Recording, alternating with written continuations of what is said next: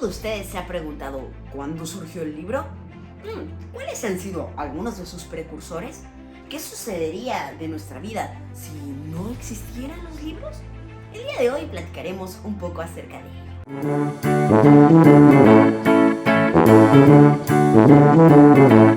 Precursores del libro encontramos muchísimos. Podemos encontrar desde el papel que se inventó en China, en la xilografía, que era esta forma de como tipo grabado, en el cual vas tallando una madera, le pones tinta y después la imprimes, que se inventó en Corea. O también encontramos los códices mayas, mexicas o incluso también mixtecas. Encontramos algunos nudos que se hacían en cuerdas que utilizaban los incas para plasmar números y también para escribir y documentar lo que ellos hacían, que actualmente no logramos descifrar porque ya no hay nadie que sepa leerlos, pero es interesante conocer todos estos precursores del libro. Pero esta historia, la que les quiero contar el día de hoy, la quiero comenzar a partir del Antiguo Egipto, donde se encontraba la Biblioteca de Alejandría. En Egipto, como sabemos algunos de nosotros, se inventó el papiro, que era esta forma de plasmar a través de tintas, que el papel, digamos, que se hacía, que no era como tal papel, se desarrollaba a partir de una planta que se conoce como papiro o como junco, y se cortaba en finas láminas, las cuales se iban entretejiendo una sobre otra vertical y horizontalmente. Es de esa manera que en ese tejido, de la parte más plana de estas dos caras que tenía la hoja, ahí se empezaba a plasmar lo que se quisiera poner de los jeroglíficos egipcios, los cuales eran interesantes porque no únicamente plasmaban ideas, como podemos encontrar en la escritura china, que eran más que nada ideogramas, sino que también algunos representaban letras, sílabas. Era una combinación más que nada interesante. Y como tal, el papiro empezó a ser muy popular para anotar y poder plasmar cosas para la historia, que es algo que se ha buscado desde nuestros orígenes, en los que, bueno, empezamos a contar historias a partir del habla, como podemos encontrar los Rápsodas o Homéridas, que contaban la Ilíada y la Odisea, o mucho tiempo atrás que se contaban historias y que, como bien dice Yuval Harari, eso nos permitió ir evolucionando. Así que el plasmarlo en papel fue una de las grandes evoluciones que tuvimos como especie. Así que de esa manera es que tenemos el papiro. Se empieza a popularizar en Egipto hasta que hay algo que propicia que se cree el siguiente, que es el pergamino, que es, digamos, la siguiente plataforma en la que vamos a poder escribir como sociedad, a la par del pergamino que poco a poco se fue quedando atrás en la historia. Esta historia comienza en una lucha entre reyes. Resulta que el rey, que tenía dominio sobre la biblioteca de Alejandría, estaba muy enojado porque en la vecina Pérgamo, que era una ciudad que se encuentra en la actual Turquía, había una biblioteca que le estaba haciendo una muy pero muy fuerte competencia a esta biblioteca de Alejandría. Por lo tanto, esto le enfadó, y como él tenía el suministro del pergamino, debido a que los faraones egipcios empezaron a monopolizar los 8 tipos de pergamino que se hacían, y él tenía, digamos, como de los mejores, y era el que surtía a Pérgamo, les cortó el suministro del papiro. Por lo tanto, es que en Pérgamo se quedan sin esto y dicen, bueno, ¿ahora en qué vamos a escribir? Porque ahí estaban los copiadores, o más bien los escribas, que se dedicaban a copiar los textos, y entonces ya no podían seguir creciendo el catálogo de su biblioteca. Entonces empiezan a perfeccionar una antigua técnica, que era el escribir sobre pieles de animales, y es así que empiezan a perfeccionarla, y es así que llegamos al pergamino, que le hace honor a la ciudad en la que fue desarrollado. Pero no únicamente las superficies en las cuales fuimos escribiendo a lo largo de la historia fueron las que fueron evolucionando, sino que también encontramos una gran evolución dentro de la propia escritura. Encontramos desde las escrituras chinas que encontramos sobre caparazones de tortuga hace muchos, pero muchísimos años, también de las primeras escrituras cuneiformes, que eran, digamos, estas que se hacían sobre tablillas de arcilla. Y esta forma de evolución de los alfabetos nos ha llevado a idiomas tan avanzados como el portugués actual. Pero bueno, esa es otra historia que debe ser contada en otra ocasión, como dice Mijael Ende.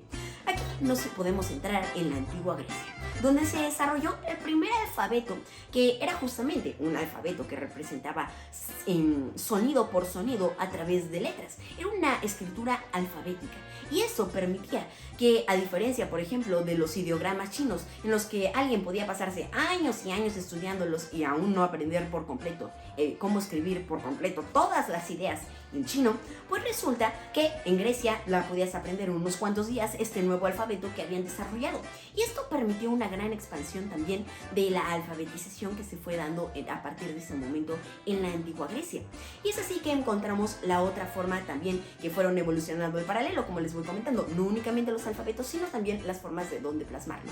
En Grecia tienen un gran auge los rollos, que son el pergamino que se desarrolló en Pérgamo, como ya vimos en la historia también egipcia, pero ahora era enrollado. ¿Y de qué manera era enrollado? Tenía dos varillas y a la hora de tú leerlo necesitabas sostener una varilla y la varilla de abajo e irlas girando para que de esa manera se fuera desenrollando de la parte de abajo y subiera a enrollarse en la siguiente, y de esa manera es que podías ir leyendo y después los enrollabas así de alguna manera como tipo separador.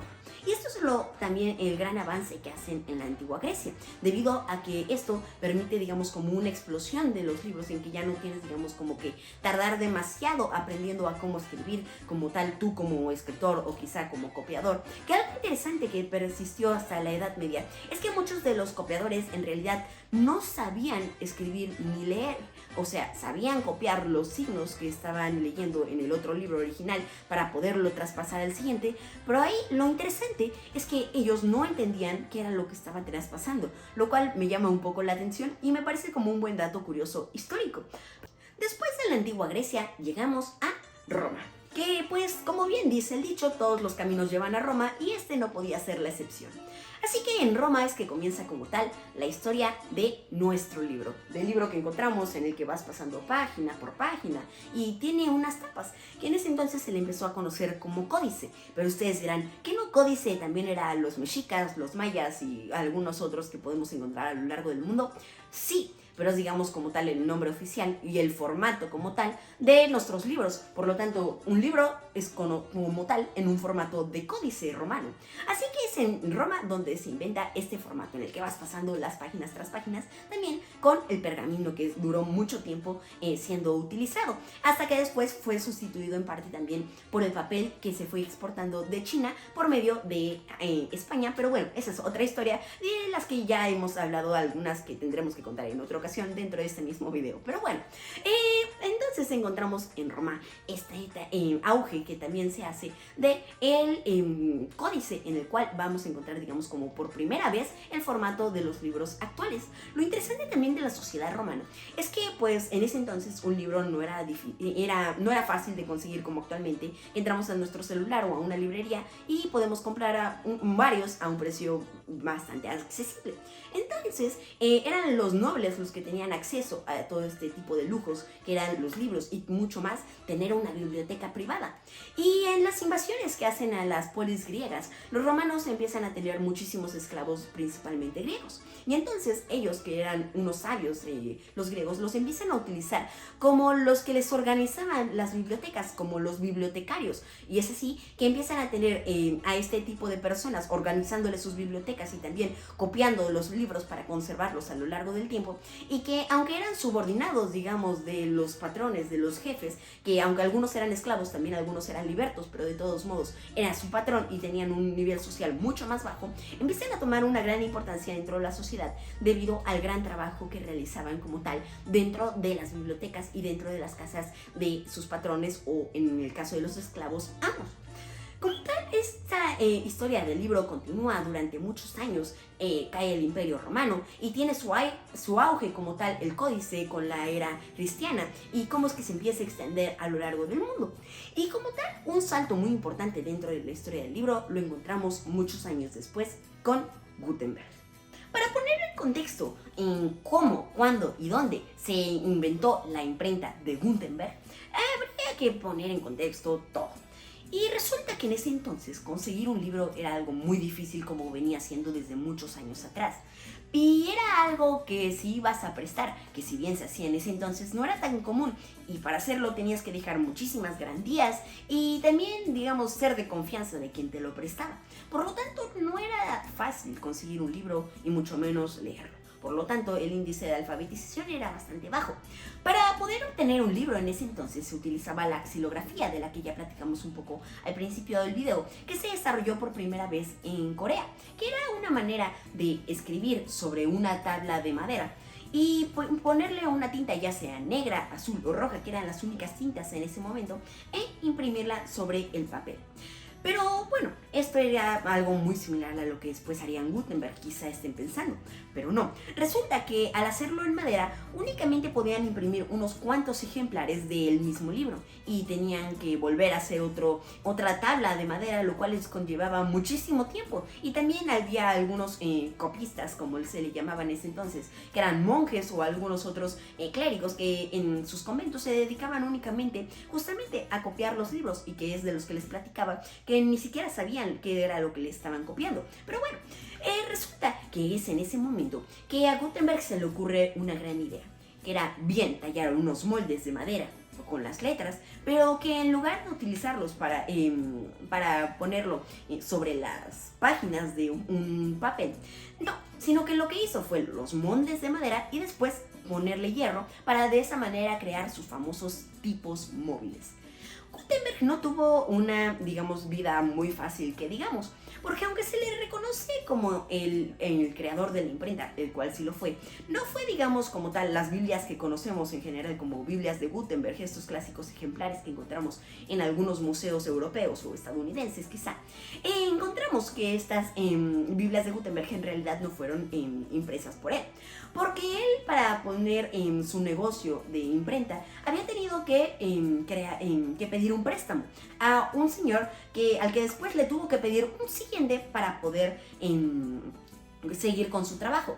Pero en el siguiente préstamo él ya desconfió un poco de Gutenberg, y entonces lo que tuvo que hacer es asociarse, y de esa manera es que el otro socio tuvo que enviar a su yerno para que supervisara las obras de Gutenberg y que de alguna manera fungiera también como aprendiz. Y es de esa manera que empieza la historia de tensiones con Gutenberg. Se le vuelve a acabar el presupuesto, y es entonces que ya el socio no lo soporta más y corre a Gutenberg de su propio negocio. Algo similar a lo que le pasó a Tesla muchos años después, también con sus negocios en electricidad. Pero bueno, esa es otra historia. Resulta que al final Gutenberg tuvo que irse a otro país para buscar también otra oportunidad de poner otra imprenta, pero en la imprenta que se conoce como tal las imprentas de Gutenberg, donde se imprimieron estas Biblias de 42 líneas, pues resulta que las empieza a imprimir en sociedad el primer socio original de Gutenberg con el yerno, que empezó a fungir como aprendiz de Gutenberg. Entonces se asocian y es así que se crean estas primeras Biblias. Y digamos, es a partir de ahí que ellos empiezan a vender todas estas Biblias que crean por mayoreo, e incluso también a el propio Papa. Por lo tanto, empiezan a tener gran fama y también por su eficacia al poder imprimirlas, y es entonces que empiezan a recibir encargos de muchos ejemplares, y es entonces que, digamos, empiezan a tener esta prosperidad que conocemos actualmente de las imprentas con estos tipos móviles, que es, digamos, una manera de reutilizar las propias letras sin tener que tenerlo en una misma tabla como la xilografía. Y eso es lo interesantísimo y padrísimo de conocer también la historia de los libros. El siguiente gran salto que encontramos después de la imprenta de Gutenberg es el libro digital. El primer libro digital es el Penguin Random Dictionary, y bueno, es un diccionario que se lanza por primera vez como el primer libro digital, o ebook como se le conoce actualmente. Pero empiezan a publicarse algunos libros en digital que no le dan mucho realce, que digamos. Es hasta que Stephen King, este gran escritor de novelas de terror y horror principalmente, es que publica un libro en una página de internet, y es así que se populariza de una manera extremadamente exponencial el consumo de los libros en internet. Un mes después de esta publicación de Stephen King, Vladimir Putin publica sus memorias de una manera digital, un mes después del gran boom que genera Stephen King en medio del internet, al vender su libro a $2.50, y de las primeras 48 horas vendió más de 400,000 ejemplares. Y bueno, obviamente porque estaba a un precio mucho más accesible que si compras el ejemplar, pero también fue un gran éxito porque de esa manera, digamos, queda inaugurado un nuevo mercado, que es el que conocemos actualmente de los libros digitales a través de distintas plataformas que son muy famosas, a través de Amazon, Kindle, etc.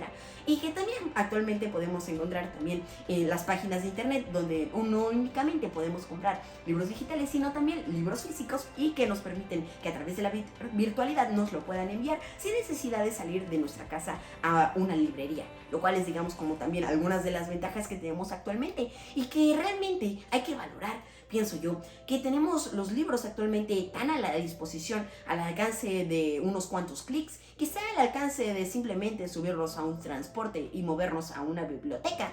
Entonces, es de esa manera que deberíamos de valorar la oportunidad que tenemos de tener un libro a la mano. Y seguro que en muchas casas hay libros, quizá algunos en los que no se frecuentan. Así que hoy, Día Mundial del Libro, me gustaría que pudiéramos hacer honor al libro y que, conociendo la historia, podamos aplicar esta frase que yo muchas veces digo, de que nosotros al conocer algo lo podemos empezar a valorar, después a cuidar, a querer y a amar. Así que espero que esto nos pueda suceder con los libros y que hoy, Día Mundial del Libro, puedan, quizá si no son lectores, que al menos agarren un libro de los que puedan tener en casa y leer tal vez 10, 15 minutos para hacerle honor al libro. Y quizás si les pica la historia, imagínense que después, cuando cuenten su historia, ¿y cuándo se volvieron lectores? Pues un día del libro vi en algún video que me pusiera a leer 10 o 15 minutos, me picó la historia y desde entonces soy lector. ¿Se imaginan poder contar algo así? Podría estar muy padre, así que hoy, Día Mundial del Libro, espero que podamos encontrar muchos lectores nuevos y que quizás se puedan volver en un futuro lectores voraces o que puedan disfrutar de distintas novelas y de todos los mundos a los que nos pueden ir llevando los libros, o incluso también no novelas, sino también libros de ciencia que son muy, pero muy entretenidos. Pero bueno, ese es otro tema del que ya platicaremos en algunas otras ocasiones. Los invito a que me sigan como @polimateando en Facebook, YouTube, TikTok, Instagram y Facebook, para que de esa manera puedan ver todos los contenidos que vamos subiendo. Así que espero que hayan aprendido también a valorar este tipo de libros al conocer su gran historia y valorar que los tenemos al alcance de la mano, que realmente creo que es algo grandioso de la modernidad. Así que bueno, mi nombre es Bruno Segura y hasta la próxima.